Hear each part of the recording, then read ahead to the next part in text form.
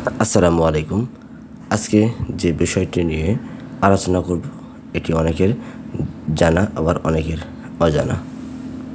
সরকার প্রতি বছর cancer, kidney, liver cirrhosis, স্ট্রোকে প্যারালাইজড, জন্মগতভাবে হৃদরোগ এবং থ্যালাসেমিয়ায় আক্রান্ত রোগীদের আর্থিক সহায়তা প্রদান করে থাকে।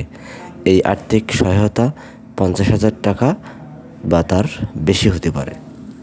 প্রাথমিকভাবে প্রার্থীকে অবশ্যই বাংলাদেশের নাগরিক হতে হবে এবং যে ইউনিয়ন থেকে আবেদন করবেন সেই ইউনিয়নের স্থায়ী বাসিন্দা হতে হবে। সাধারণত নিঃস্ব, উদ্বাস্তু ও ভূমিহীন এরকম আর্থসামাজিকভাবে যারা অসচ্ছল প্রাথমিক যাচাইয়ের ক্ষেত্রে তাদেরকে অগ্রাধিকার দেওয়া হয়। আবেদন করার জন্য ক্যান্সার, কিডনি এবং লিভার সিরোসিস, স্ট্রোকে প্যারালাইজড, জন্মগত হৃদরোগ এবং থ্যালাসেমিয়া রোগে আক্রান্ত রোগীকে অবশ্যই রেজিস্টার্ড চিকিৎসক কর্তৃক প্রত্যয়িত হতে হবে।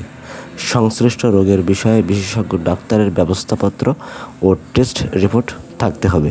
জাতীয় পরিচয়পত্র অথবা জন্ম সনদ প্রথম শ্রেণীর গেজেটেড অফিসার কর্তৃক সত্যায়িত ফটোকপি থাকতে হবে এবং অনলাইনে আবেদন করতে হবে। আবেদন ফরম সহ আনুষঙ্গিক কাগজপত্র ও প্রত্যয়নপত্র পূরণ করে 2 কপি নিজ নিজ উপজেলা বা শহর সমাজসেবা কার্যালয়ে জমা দিতে হবে। উল্লেখ্য